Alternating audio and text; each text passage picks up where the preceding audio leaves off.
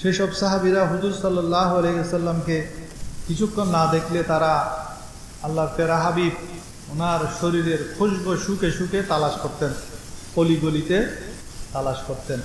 আর নবীজি সাল্লাল্লাহু আলাইহি ওয়াসাল্লাম যেই গলি দিয়ে হাঁটতেন সেই গলি খুশবু হয়ে যেত। সেই খুশবু শুকে শুকে সাহাবায়ে কেরাম আমার নবীকে কিছুক্ষণ না দেখলে খোঁজাখুঁজি আরম্ভ করে দিত। তারা হুজুর সাল্লাল্লাহু আলাইহি ওয়াসাল্লামের নূরানি চেহারা মোবারক দেখাকে নিজেদের জীবনের মূল উদ্দেশ্য মনে করত।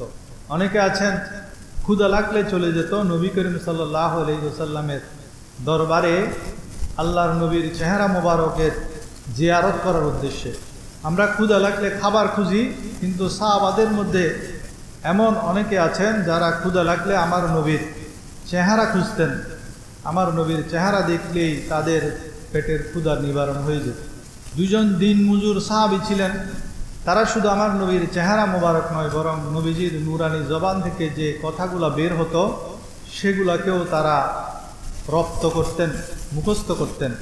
দুজন দিন মজুর সাহাবা একদিকে সংসারের দায়িত্ব হিসাবে দিন মজুরি করতে হবে, অন্যদিকে আল্লাহর প্যারা হাবিবের মজলিসও বসতে হবে। সেজন্য ওই দুইজন সাহাবী একে অপরের সাথে দিন ভাগাভাগি করে নিয়েছিল। একজন বলে আমি একদিন নবীজির দরবারে থাকব, আল্লাহর নবীর দরবারে কি কি ঘটেছে, কি কি জবান থেকে বের হয়েছে তা আমি মুখস্থ করব, সন্ধ্যাবেলায় তুমি এসে আমার থেকে শুনে নিবে। দ্বিতীয় দিন তুমি নবীজির দরবারে বসবে, নবীজি জবান থেকে কি কি উচ্চারিত হচ্ছে সেটা তুমি শুনবে, মুখস্থ করবে, আর আমি সারাদিন দিন মজুরি করে সন্ধ্যাবেলায় তোমার কাছ থেকে শুনে নিব। সবাই বলেন সুবহানাল্লাহ।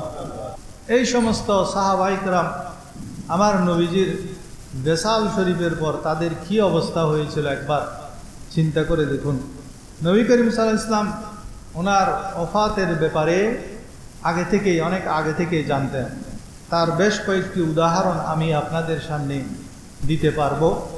এক নম্বর উদাহরণ হলো বিদায় হজ আরাফাতের ময়দানে আল্লাহ তাআলা একটি আয়াত নাজিল করেন, আউযু বিল্লাহি মিনাশ শাইতানির রাজীম, আল ইয়াউমা আকমালতু লাকুম দীনাকুম ওয়া আতমামতু আলাইকুম নি'মাতি ওয়া রাদিতু লাকুমুল ইসলাম দীনা।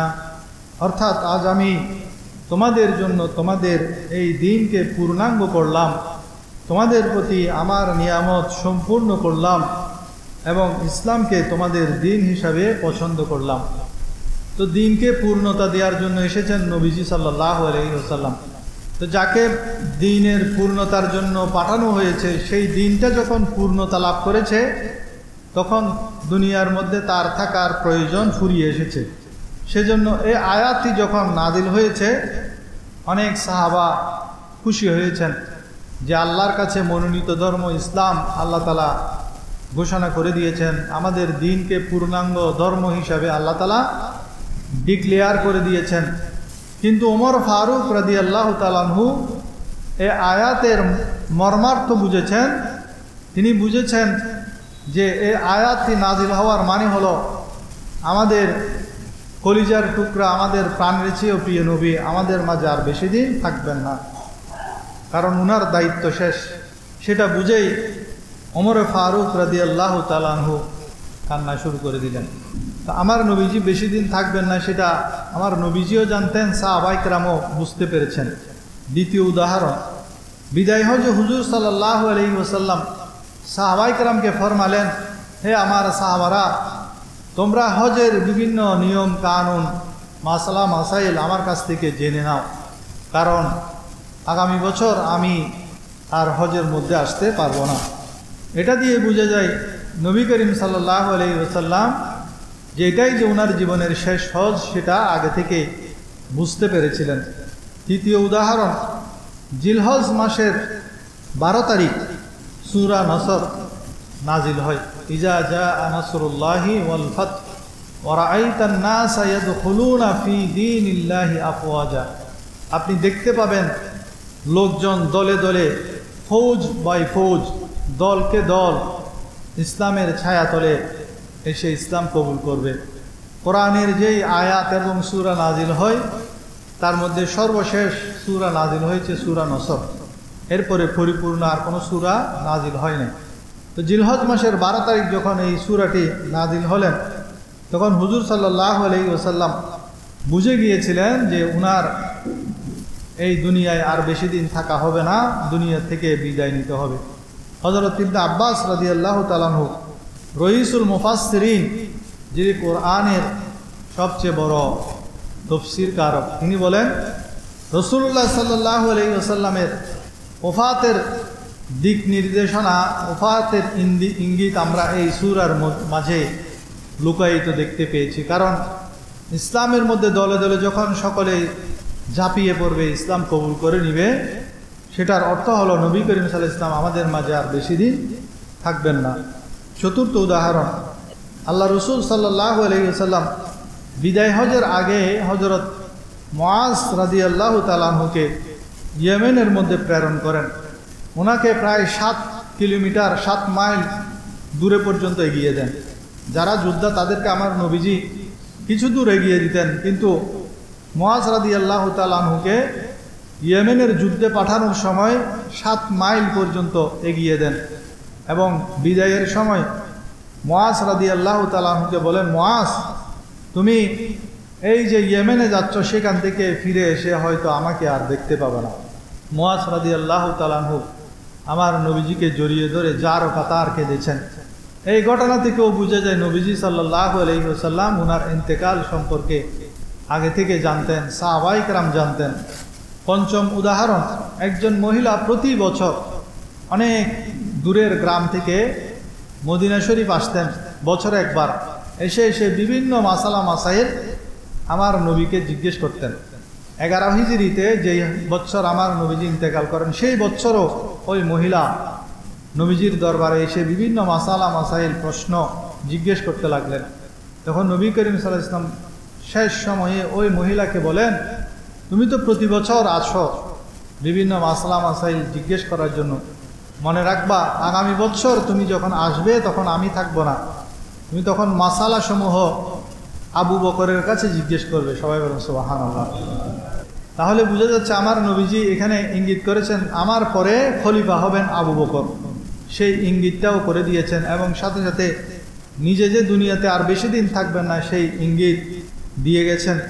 ষষ্ঠ উদাহরণ, রোগশয্যায় আমার নবীজি যখন শেষ মুহূর্তে প্রচণ্ড রোগে আক্রান্ত, তখন ফাতেমা রাদিয়াল্লাহু তাআলা আনহার কানে কানে কি যেন বললেন। ফাতেমা রাদিয়াল্লাহু তাআলা আনহা কাঁদতে লাগলেন, আবার ডাকলেন, ডেকে তাকে সান্ত্বনা দিয়ে আবার কি যেন বললেন। এবার ফাতেমা রাদিয়াল্লাহু তাআলা আনহা হাসতে লাগলেন।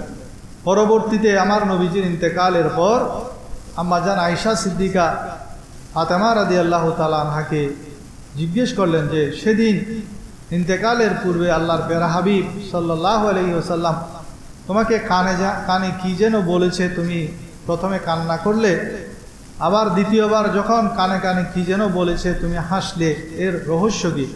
তখন ফাতেমা রাদিয়াল্লাহু তাআলা আনহা উত্তর দেন, প্রথমে আমার নবীজি আমাকে বলেছেন, হে ফাতেমা, এই রোগটা হলো আমার মৃত্যুর রোগ, এই রোগশয্যায় আমি ইন্তেকাল করব, এখান থেকে আমি আর সুস্থ হব না।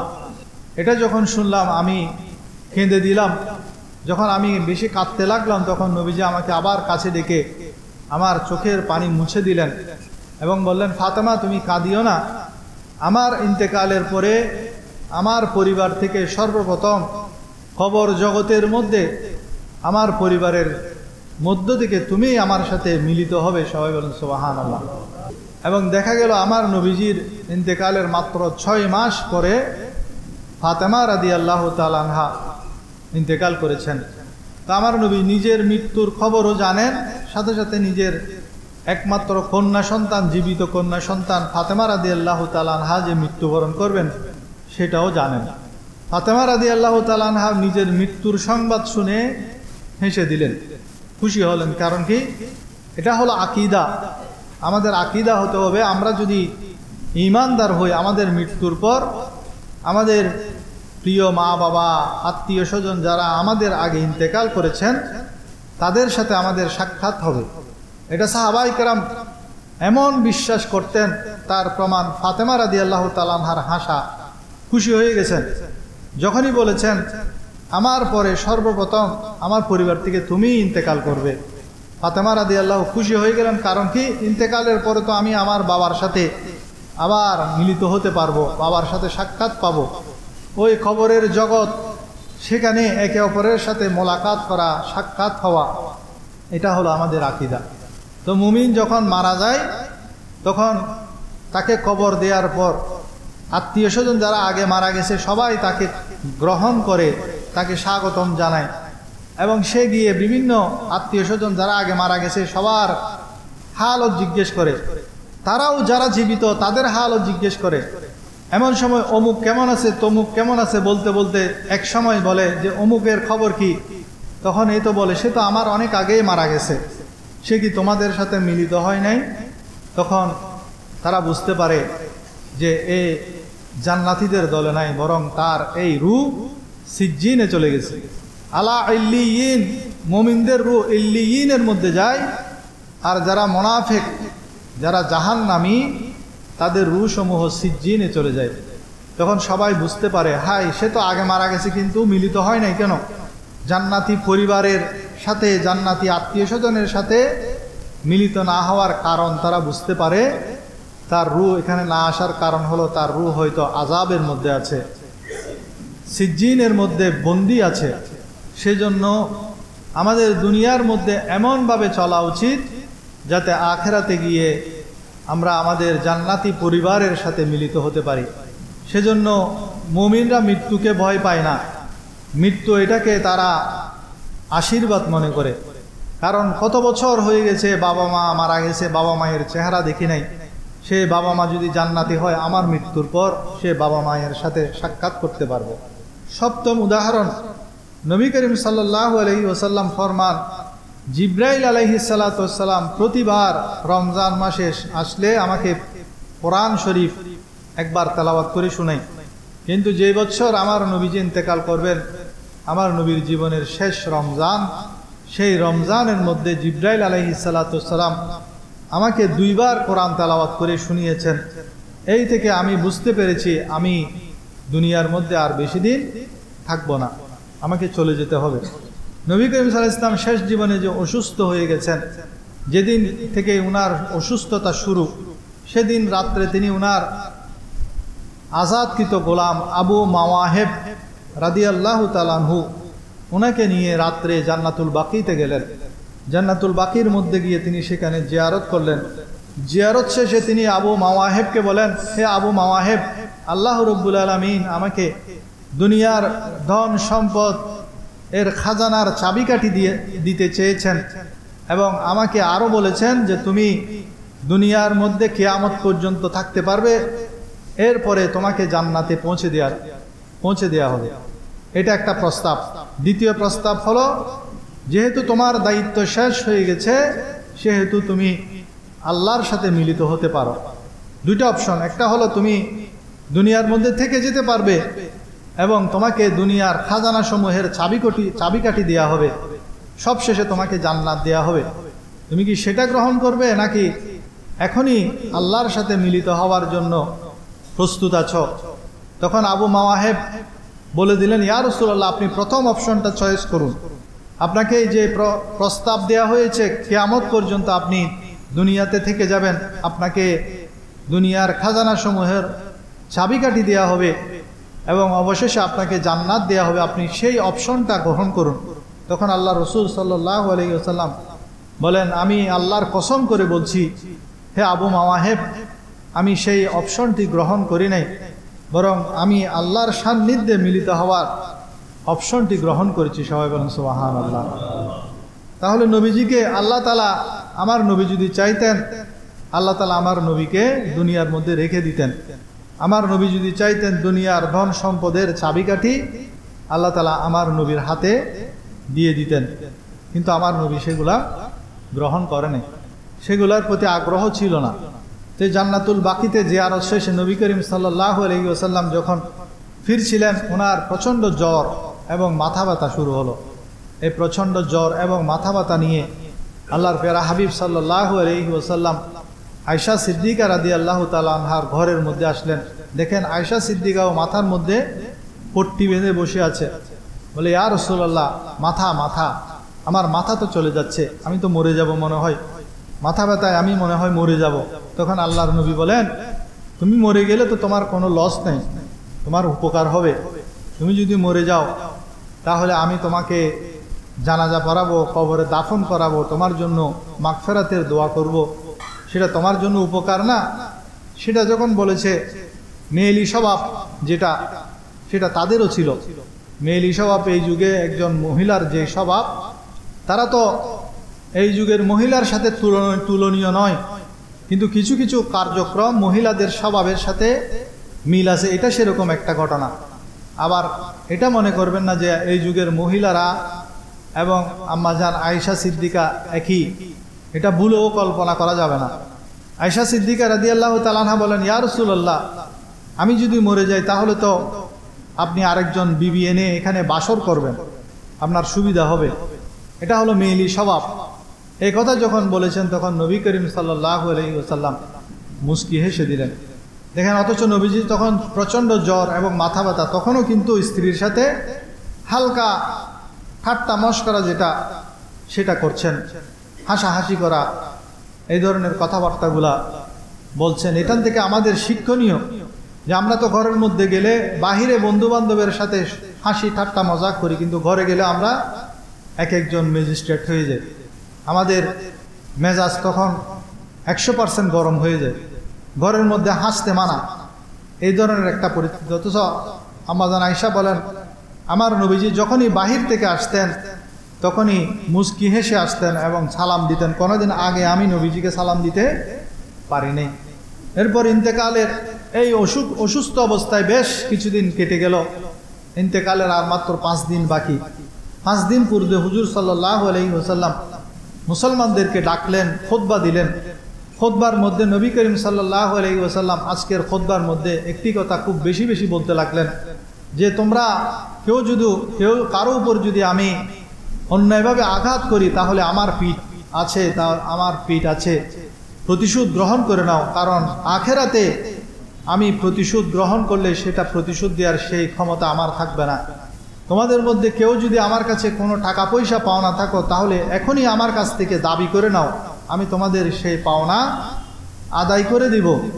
দেখেন, যেই নবী আমাদের গুনাহগারদেরকে হাসরের ময়দানে, যেই নবীকে আমরা তরানেওয়ালা বলি, যিনি আমাদের গুনাহদেরকে সুপারিশ করে করে জান্নাতে দিবেন, সেই নবীও কিন্তু পরের হকের ব্যাপারে কতটুকু তৎপর ছিলেন। সেজন্য মানুষের হকের ব্যাপারে আমাদের সতর্ক থাকতে হবে। আল্লাহর হকের ব্যাপারে, দ্বীনের হকের ব্যাপারে হয়তো আল্লাহর নবী আমাদের জন্য সুপারিশ করবেন, কিন্তু মানুষের হক যেটা আপনি মেরে দিয়েছেন, মানুষের হক যেটা আমরা মেরে দিয়েছি, সেটা কিন্তু তার কাছ থেকে ক্ষমা না পাওয়া পর্যন্ত আল্লাহও মাফ করবে না, নবীর সুপারিশও নসিব হবে না। সেটা 1 টাকা হোক 2 টাকা হোক, সেটা শিক্ষা দেওয়ার জন্য নবীজি মূলত ইন্তেকালের 5 দিন পূর্বে সবাইকে বারবার বলছেন, কেউ যদি আমাকে আঘাত করো তাহলে আসো। তখন একজন সাহাবী দাঁড়িয়ে গেলেন, বলছেন, ইয়া রাসূলুল্লাহ, অমুক যুদ্ধের মধ্যে আমার গায়ে কাপড় ছিল না, তখন আপনি কাতার সোজা করার সময় দোররা দিয়ে একটা বাড়ি মেরেছেন আমার পিঠে, আমি সেই প্রতিশোধ নিতে চাই। সেটা যখন বললেন, মসজিদে নববীর সাহাবীরা সবাই অবাক আশ্চর্য, আল্লাহর নবী অসুস্থ, এই অসুস্থ অবস্থায় এই সাহাবী এটা কি বলে? নবীজি তাকে কাছে ডাকলেন, অনেকে তার কাপড় ধরে টানতে লাগলেন, তাকে বসিয়ে দিতে চাইলেন, কিন্তু সে না। আমার নবী বলছে, না, তাকে পাঠিয়ে দাও, কারণ কাল কিয়ামতের ময়দানে এই প্রতিশোধ গ্রহণ করলে আমি প্রতিশোধ দিতে পারবো না। ওই সাহাবী কাছে চলে গেলেন।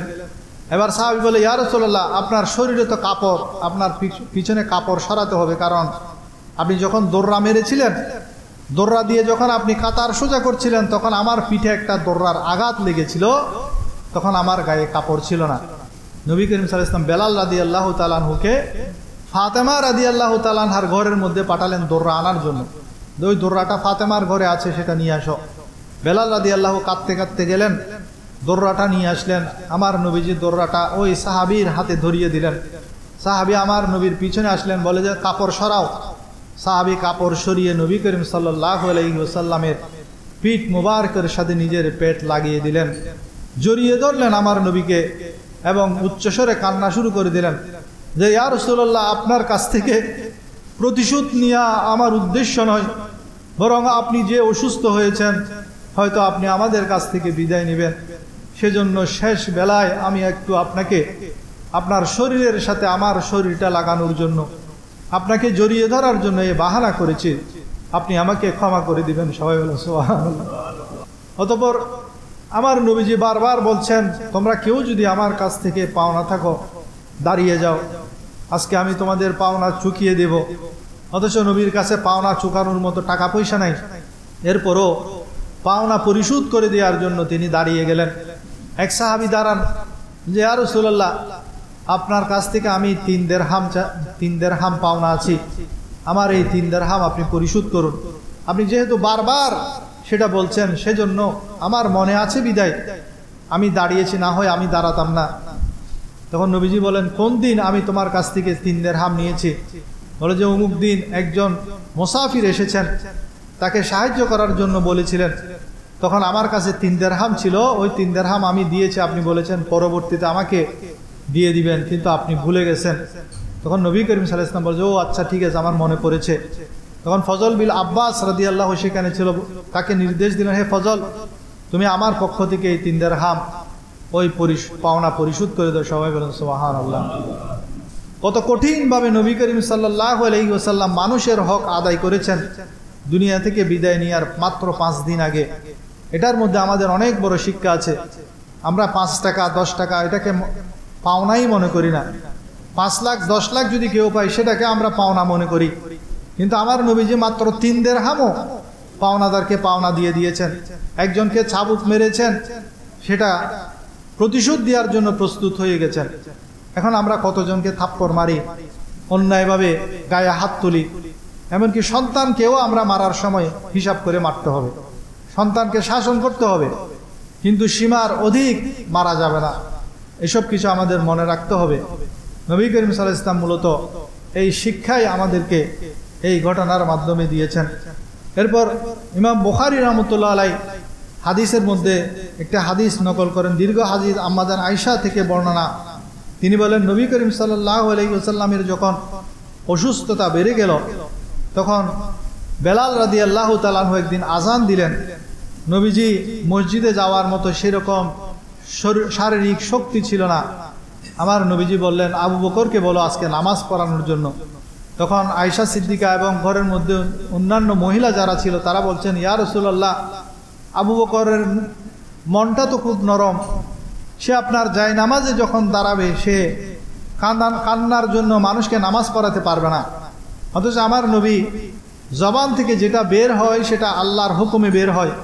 কিন্তু আয়েশা সিদ্দিকা এবং অন্যান্য মহিলারা তারা বারবার বলছেন, ইয়া রাসূলুল্লাহ, ওমরকে বলেন, ওমরের মন শক্ত আছে, সে নামাজ পড়াতে পারবে। আমার আব্বা আবু বকরের মন নরম, তাকে আপনি নামাজের দায়িত্ব দিবেন না, তাকে নামাজের দায়িত্ব দিলে সে তো কান্না করতে করতে বেহুশ হয়ে যাবে, সে নামাজ পড়াতে পারবে না।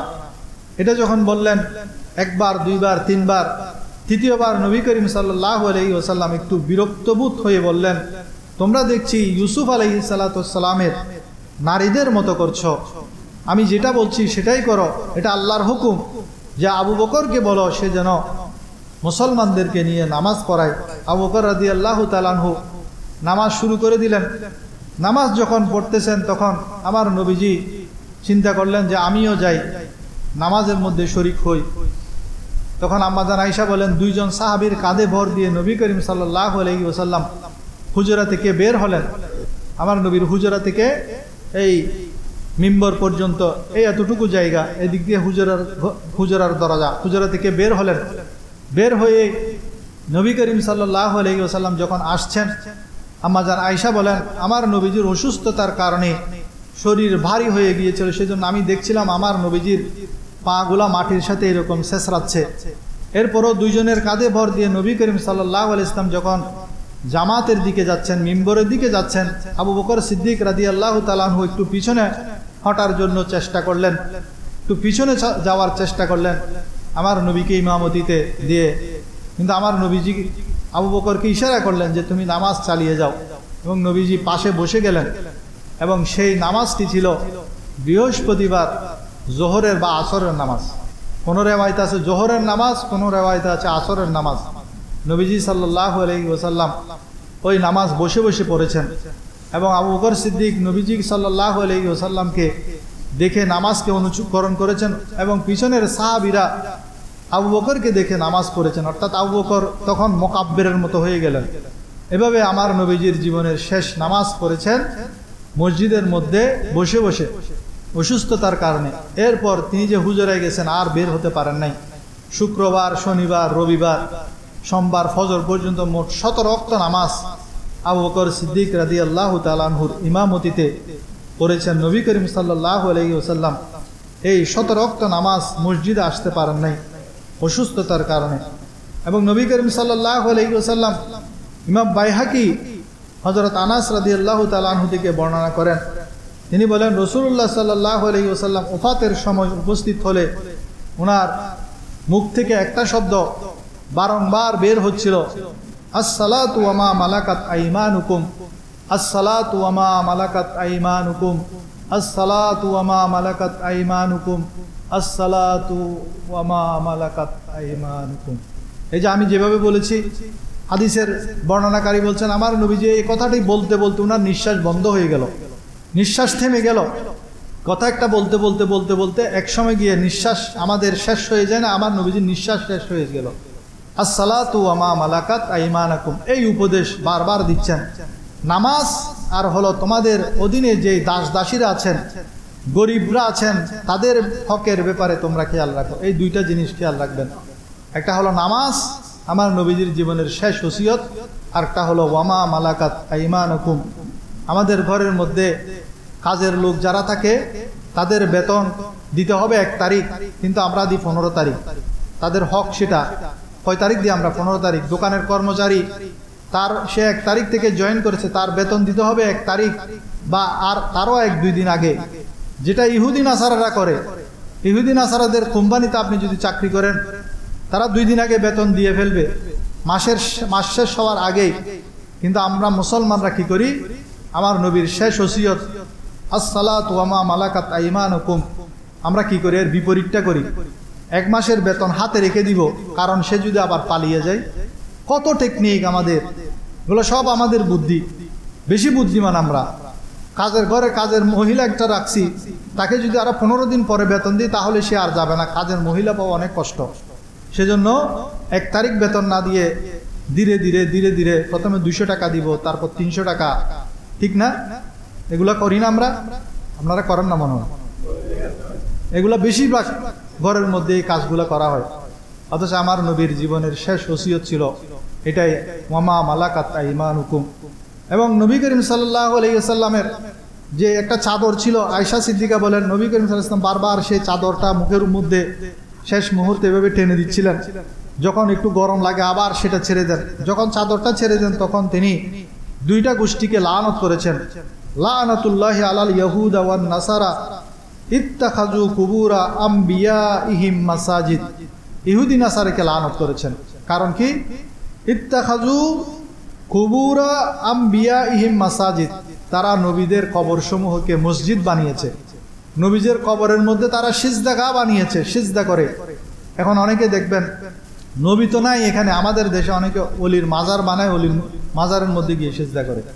অথচ আমার নবীর জীবনের সর্বশেষ লানত করেছেন ইহুদি নাসারাকে, যারা নবীদের কবর সমূহের মধ্যে সিজদা করে।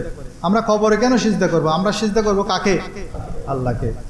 এবং নবীজির শেষ আমল ছিল, আল্লাহর প্যারা হাবিব সাল্লাল্লাহু আলাইহি ওয়াসাল্লাম যখন প্রচণ্ড অসুস্থ, তখন আয়েশা সিদ্দিকা হেলান দিয়ে নিয়ে বসে আছেন। আয়েশা সিদ্দিকার বুকের মধ্যে আমার নবীর মাথা, আয়েশা সিদ্দিকা পিছন থেকে ঠেস দিয়ে আমার নবীকে ধরে বসে আছেন। এমন সময় আয়েশা সিদ্দিকার ভাই আব্দুর রহমান বিন আবু বকর, উনি হাতের মধ্যে একটা মিসওয়াক, নতুন মিসওয়াক নিয়ে আসলেন। আমার নবীজি ওই দিকে তাকিয়ে রইলেন। তখন আয়েশা সিদ্দিকা বুঝতে পারলেন, বাই থেকে মিসওয়াকটা নিয়ে আমার নবীকে জিজ্ঞেস করলেন, ইয়া রাসূলুল্লাহ আপনি কি মিসওয়াক করবেন? তখন আল্লাহর নবী ইশারা করলেন মিসওয়াক করবে। আয়েশা সিদ্দিকা নিজের মুখে ওই মিসওয়াকটা চিবিয়ে দিয়েছেন, নরম করে আমার নবীজিকে দিয়েছেন। এবং আমার নবীজি, আয়েশা সিদ্দিকা বলেন, এত সুন্দর করে মিসওয়াক করেছেন, আমি জীবনে এত সুন্দর করে মিসওয়াক করতে আমি আমার নবীজিকে দেখি নাই। কারণ তিনি মাওলায়ে আলার সাথে মিলিত হতে যাচ্ছেন, সেজন্য মিসওয়াক করে নিচ্ছেন। এবং মিসওয়াক করে আয়েশা সিদ্দিকা রাদিয়াল্লাহু তাআলা আনহা নিজেকে নিজে সবসময় গর্বিত মনে করতেন এবং বলতেন, আমার নবীর শেষ মুহূর্তে আমার নবীর মুখের লালার সাথে আমার লালা মিশ্রিত হয়েছে। সবাই বলেন সুবহানাল্লাহ। এরপর নবীজি সাল্লাল্লাহু আলাইহি ওয়াসাল্লাম বলতে লাগলেন, আল্লাহুম্মা রফিকিল আ'লা, আল্লাহুম্মা রফিকিল আ'লা, আল্লাহুম্মা রফিকিল আ'লা। উর্দু লোকের মহান বন্ধুর সাথে আমাকে মিলিত করুন হে আল্লাহ, আমাকে মিলিত করুন হে আল্লাহ, আমাকে মিলিত করুন। ওফাতের সময় নবী করিম সাল্লাল্লাহু আলাইহি ওয়াসাল্লামের ঘরের মধ্যে মাত্র 7 দিনার সম্পদ ছিল, 7 দিনার টাকা ছিল। নবীজি আয়েশা সিদ্দিকাকে সেগুলা দান করে দিতে বললেন। রবিবার দিন সেগুলা দান করা হলো এবং যত গোলাম বাদী ছিল সবাইকে আজাদ করে দিলেন। আমার নবীর ঘরে আর কোনো সম্পদ ছিল না, ওয়ারিসি কোনো সম্পদ আমার নবীর ঘরে ছিল না। আয়েশা সিদ্দিকা বলেন, রবিবার যখন রাত আসলো, চেরাগের তেল ফুরিয়ে গেল। এখন চেরাগ জ্বালানোর জন্য তেল কিনে আনবো, সেই পয়সাও আর নাই, কারণ ঘরের মধ্যে মাত্র 7 দিনার ছিল, সেগুলো আমার নবী দান করে দিয়েছেন। তো প্রতিবেশীর কাছ থেকে তেল এনে আমি রবিবার রাত্রে ঘরের মধ্যে চেরাগ জ্বালিয়েছি। হযরত ইবনে আব্বাস রাদিয়াল্লাহু তাআলা আনহু বলেন, আল্লাহ রাসূল সাল্লাল্লাহু আলাইহি ওয়াসাল্লামের ওফাতের দিন সোমবার দিন আল্লাহর রাসূল সাল্লাল্লাহু আলাইহি ওয়াসাল্লামের ঘরের মধ্যে মালাকুল মউত আসলেন একজন গ্রাম্য লোকের সুরত ধরে। সালাম দিলেন, আসসালামু আলাইকুম ইয়া আহলে বাইতে নবুয়ত, হে আহলে বাইতে নবুয়ত সালাম। যখন সালাম দিলেন, আয়েশা ফাতেমা রাদিয়াল্লাহু তাআলা আনহা বলেন, পয়গম্বর এখন ভালো নাই, উনি সাক্ষাৎ করতে পারবেন না, আপনি পরে আসেন। তিনি আবার সালাম দিলেন, আবারও একই জবাব দিলেন। তৃতীয়বার যখন সালাম দিলেন, আজরাইলের কণ্ঠ তো খুব কর্কশ এবং ভয়ঙ্কর, তার সেই কর্কশ ভয়ঙ্কর শব্দটা বের হয়ে আসলো তৃতীয়বার সালামের মধ্যে। তখন ঘরের মধ্যে থাকা মহিলারা সবাই ভীত সন্ত্রস্ত হয়ে গেল, এমন কর্কশ আওয়াজ। তারা যখন ভীত সন্ত্রস্ত হয়ে আফসোস করছেন, তখন আমার নবীজি ঘুমন্ত ছিলেন, ঘুম থেকে জেগে উঠলেন। জেগে উঠে জিজ্ঞেস করেন, কি হয়েছে? বলে যে একজন লোক এসেছে অপরিচিত, সে সালাম দিচ্ছে, বারবার ঘরে আসার অনুমতি চাচ্ছেন। তখন আমার নবীজি ফাতেমা রাদিয়াল্লাহু তাআলা আনহাকে বলেন, ফাতেমা তুমি কি জানো সে কে? সে হলো মালাকুল মউত। সে মালাকুল মউত, সে অনুমতি চাচ্ছে, সে কারো কাছে অনুমতি চায় না, কিন্তু আল্লাহর হুকুমে সে আমার ঘরের মধ্যে আসার জন্য অনুমতি চাচ্ছে। কেউ যদি অনুমতি না দেয়, এমন দেওয়ালের মধ্যে যদি আমরা অবস্থান করি, কোনো দিকে কোনো ছিদ্র নাই, গ্লাসের মধ্যে অবস্থান করি, সেখানেও সে মালাকুল মউত পৌঁছে যেতে পারে। কিন্তু আল্লাহর হুকুমে মালাকুল মউত আমার নবীর কাছে অনুমতি চাচ্ছেন। মালাকুল মউত যখন আসলেন, বলে যে ইয়া রাসূলুল্লাহ, আল্লাহ তাআলা বলেছেন আপনি যদি থাকতে চান থাকতে পারবেন, আর যদি আল্লাহর সাথে মিলিত হতে চান তাহলে আপনি যেতে পারবেন। তখন আমার নবীজি বলেন যে হে মালাকুল মউত, একটু অপেক্ষা করো, আমার ভাই জিব্রাইল আসুক, জিব্রাইলের সাথে আমার কিছু কাজ আছে।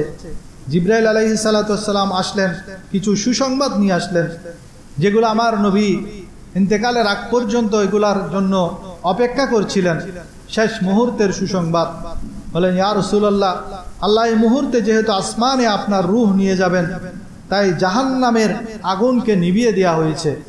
যেহেতু আপনার রূহকে আসমানে নেওয়া হবে, সেজন্য হুরদেরকে সুসজ্জিত হতে বলা হয়েছে, ফেরেশতাদেরকে সারিবদ্ধভাবে দাঁড়িয়ে যেতে বলা হয়েছে, এবং আমাকে হুকুম দিয়েছেন আপনাকে খবর দেওয়ার জন্য, যতক্ষণ আপনি আপনার উম্মতদেরকে নিয়ে জান্নাতে প্রবেশ করবেন না, ততক্ষণ পৃথিবীর আদম থেকে ঈসা রুহুল্লাহ পর্যন্ত কোনো নবী তাদের উম্মতদেরকে নিয়ে জান্নাতে প্রবেশ করতে পারবে না। এবং এর চেয়ে বড় সুসংবাদ হলো, কাল কিয়ামতের দিন আল্লাহ তাআলা আপনার এত বেশি গুনাহগার উম্মতকে ক্ষমা করে দিবেন যে আপনি রাজি হয়ে যাবেন, আপনি সন্তুষ্ট হয়ে যাবেন। ওয়ালা সাউফা ইউতিকা রাব্বুকা ফাতারদা, এই আয়াতের তাফসীরের মধ্যে ওইটা লেখা হয়েছে যে আল্লাহ কিয়ামতের দিন আল্লাহর নবীকে এত বেশি দিবেন, গুনাহগার উম্মতদেরকে এত বেশি জান্নাত দিবেন যে আমার নবী শেষ পর্যন্ত রাজি হয়ে যাবেন। এসব সুখবর শুনে নবী করিম সাল্লাল্লাহু আলাইহি ওয়াসাল্লাম হযরত আজরাইল আলাইহিস সালাতু ওয়াস সালামকে অনুমতি দিলেন।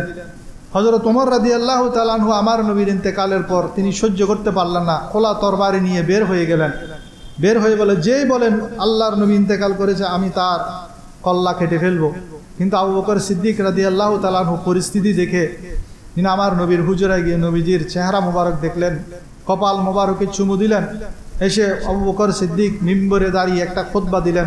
সেই খুতবার মধ্যে এই আয়াত তেলাওয়াত করলেন, যে আয়াতটি সবাই জানে, কিন্তু তারা সেই মুহূর্তে সেটা ভুলে গেছে, যেটা উহুদের সময় নাজিল হয়েছিল। আমার নবী উহুদের যুদ্ধে একটা রিউমার ছড়াই গেছিল, প্রপাগান্ডা, যে আমার নবী ইন্তেকাল করেছেন। তখন মুসলমানরা বিশৃঙ্খল হয়ে গিয়েছিল। তখন আল্লাহ তাআলা এই আয়াতটি নাজিল করেছিলেন। সে আয়াতটি আবু বকর সিদ্দিক আজকে আবার তেলাওয়াত করে শোনালেন। ওয়ামা মুহাম্মাদুন ইল্লার রাসূল কাদ খালাত মিন ক্বাবলিহির রাসূল ইলা আখিরিল আয়াত। মুহাম্মদ তো একজন আল্লাহর রাসূল, তার আগেও বহু রাসূল এসেছেন, তারা ইন্তেকাল করে চলে গেছেন। তবে কি তিনি মারা গেলে তোমরা অথবা নিহত হলে তোমরা নিজেদের আগের ধর্মে বা আগের গোড়ায় কি ফেরত যাবে? আল্লাহ তাআলা প্রশ্ন করছেন। যদি আল্লাহর নবী মারাও যায়, তাহলে কি তোমরা আগের ধর্মে ফেরত যাবে? তোমরা কি ইসলাম ত্যাগ করবে? এই ধরনের প্রশ্ন করে আল্লাহ বলছেন। আল্লাহ তাআলা এরপরে বলছেন, যে ফিরে যাবে, আগের ধর্মে ফিরে যাবে, গোড়ায় ফিরে যাবে, সে আল্লাহর কোনো ক্ষতি করতে পারবে না, আর আল্লাহ কৃতজ্ঞদের পুরস্কৃত করবেন। এই আয়াতটি যখন তেলাওয়াত করলেন, ওমর রাদিয়াল্লাহু তাআলা আনহু সাথে সাথে বসে গেলেন, খোলা তরবারি নিয়ে বসে গেলেন। আবু বকর সিদ্দিক রাদিয়াল্লাহু তাআলা আনহু এই আয়াতটি পড়ে সবাইকে বুঝাতে পেরেছেন যে আল্লাহর নবীও, আমাদের আগের নবীরাও ইন্তেকাল করে পর্দা করেছেন, আল্লাহর নবীও ইন্তেকাল করে পর্দা করেছেন। তবে সমস্ত আম্বিয়া কেরাম, আমাদের আকীদা হলো, এটা মনে রাখবেন, নবীরা ইন্তেকালের পরে সাথে সাথে তাদের রূহ আবার দিয়ে দেওয়া হয় কবরে পাকের মধ্যে। আল্লাহর নবীরা সমস্ত আম্বিয়া কেরাম কবরের মধ্যে জিন্দা, তাদেরকে রিজিক দেওয়া হয় এবং তারা সেখানে বসে হায়াতি খায়রুল লাকুম, এক হাদিসের মধ্যে আছে, আমার নবীজি বলছেন, আমার হায়াতও তোমাদের জন্য উপকারী, কারণ হায়াতের মধ্যে তোমরা আমার সাথে কথা বলছো, আমি তোমাদের সাথে কথা বলছি। ওয়া ওয়াফাতি খায়রুল লাকুম, আমার ওয়াফাতও তোমাদের জন্য উপকারী। কিরকম উপকারে আমার নবী সেটাও বলে দিয়েছেন। বলেছেন, যখন প্রতিদিন তোমাদের আমলগুলা আমার সামনে পেশ করা হবে, গুনাহগার উম্মতের যখন ভালো আমল দেখব, আমি সেই ভালো আমলগুলি আমি আল্লাহর কাছে ওই উম্মতের ভালো আমলগুলা নিয়ে প্রশংসা করব। আর যদি কেউ কোনো খারাপ আমল করে, তাহলে সে খারাপ আমলের জন্য আমি আল্লাহর কাছে ক্ষমা চাইবে। তাহলে আমার নবী এখনো পর্যন্ত ডিউটি করছেন কবরে পাকের মধ্যে। নবী করিম সাল্লাল্লাহু আলাইহি ওয়াসাল্লাম জিন্দা, সেজন্য হাদিস শরীফের মধ্যে আছে, কেউ যদি ইন্তেকালের পর আমার জিয়ারত করে, সে যেন হুবহু জীবিত অবস্থায় আমার সাথে জিয়ারত করলো। সেজন্য আমার নবীর রওজায় যখন যাবেন, যদি নসিব হয়, সেখানে গিয়ে সেলফি তুলবেন না, বরং সেখানে অত্যন্ত আদবের সাথে, এটা হলো আদবের জায়গা, অত্যন্ত আদব। একজন রাজা মহারাজার দরবারে গেলে যেরকম আদব কায়দা নিয়ে আমরা দাঁড়াই, তার চেয়ে হাজার গুণ বেশি আদব কায়দা নিয়ে আমার নবীর রওজা পাকের মধ্যে যদি যাওয়ার নসিব হয়, সেখানে আদবের সাথে দাঁড়াতে হবে। এখন তো সেখানে দাঁড়ানোর কোনো সুযোগ নাই। আপনি মসজিদে নববীর বাবু সালাম দিয়ে প্রবেশ করলেন, দলে দলে মানুষ হাঁটছে, তাদের হাঁটার ভিড়ে ভিড়ে যাবেন। যখনই নবীজির রওজা আসবে, আসসালাতু ওয়াসসালামু আলাইকা ইয়া রাসূলুল্লাহ, আসসালাতু ওয়াসসালামু আলাইকা ইয়া হাবিবাল্লাহ, আসসালাতু ওয়াসসালামু আলাইকা ইয়া নবিয়াল্লাহ, সালাম দিতে দিতে এরপর আবু বকর সিদ্দিক রাদিয়াল্লাহু তাআলা আনহু, এরপর ওমর ফারুক রাদিয়াল্লাহু তাআলা আনহুর কবর মোবারক, তাদেরকে সালাম দিয়ে বের হয়ে যেতে হবে। সেখানে দাঁড়ানোর কোনো স্কোপ নাই। তবে সুযোগ হলো, এই গল্লির পাশে একটা পিলার আছে, যদি সুযোগ হয় ওই পিলারের বরাবর নবীজির রওজা মুবারক, পিলারের পাশে গিয়ে দাঁড়িয়ে যদি যেতে পারেন, কিছুক্ষণ সেখানে দোয়া করবেন, নিজের গুনাহ মাপ চাইবেন। কারণ নবী করিম সাল্লাল্লাহু আলাইহি ওয়াসাল্লামের সেখানে গিয়ে যদি আমরা গুনাহ মাপ চাই, আল্লাহর নবী আমাদের সেই গুনাহ মাফের জন্য সুপারিশ করবেন। আল্লাহ রব্বুল আলামিন আমাদেরকে নবীজির রওজা জিয়ারত করার তৌফিক দান করুন এবং কাল কিয়ামতের ময়দানে প্রিয় নবী করিম সাল্লাল্লাহু আলাইহি ওয়াসাল্লামের সুপারিশ নসিব করুন, আমিন। নবীজির জানাজা হয়েছে আরো 3 দিন পরে, ইন্তেকালের 3 দিন পরে, সোমবার দিন নবী করিম সাল্লাল্লাহু আলাইহি ওয়াসাল্লাম ইন্তেকাল করেছেন, বুধবার দিন রাতে আমার নবীজির ওফাত দাফন হয়েছে। তো জানাজাটা হয়েছে খুব অন্য নিয়মে। আমাদের এখানে যে লাশ সামনে রেখে সবাই দলে দলে এসে যে একসাথে জানাজা হয়, সেরকম না, বরং আমার নবীজি বলে দিয়েছেন কিভাবে জানাজা হবে। যে প্রথমে ফেরেশতারা আসবেন, জিব্রাইল, ইসরাফিল, মিকাইল, আজরাইল, তারা দলে দলে ফেরেশতাদেরকে নিয়ে আসবেন। তাদের জন্য তোমরা আমার রুমটা, যেখানে আমার নবীজি ইন্তেকাল করেছেন আম্মা জান আয়েশার হুজরার মধ্যে, সেই ঘরের মধ্যেই ফেরেশতারা দলে দলে আসবেন। তারা সালাতু সালাম পড়ে চলে যাবে। তারপর আমার পরিবারের লোকেরা আসবে, তারা সালাতু সালাম পড়ে চলে যাবে। তারপর আমার পরিবারের মহিলারা আসবে, তারা সালাতু সালাম পড়ে চলে যাবে। তারপর আমার দাস দাসী যারা আজাদকৃত গোলাম যারা বাঁধি যারা তারা আসবে, তারা সালাতু সালাম পড়ে চলে যাবে। এরপর ধীরে ধীরে দলে দলে সাহাবায়ে কেরাম ছোট ছোট দল বেঁধে বেঁধে এসে আমার উপর সালাতু সালাম পড়ে পড়ে তারা বিদায় নেবে। 1,25,000 প্রায় 1,00,000 সাহাবী এই ছোট ছোট দলে নবীজির রওজা, নবীজির যেখানে রওজা আছে সেই ছোট্ট ঘরের মধ্যে এসে সালাতু সালাম জানাতে জানাতে 2-3 দিন পার হয়ে গেছে। এবং একজন খলিফা নিযুক্ত জরুরি ছিল, সেজন্য আমার নবীজির ইন্তেকালের 3 দিন পরে আমার নবীজিকে দাফন করা হয়েছে। আরও অনেক কথা ছিল, সময় সংক্ষিপ্ত। আল্লাহ তাআলা আমরা এতক্ষণ পর্যন্ত যা কিছু শুনেছি বুঝার তৌফিক দান করুন, আমিন।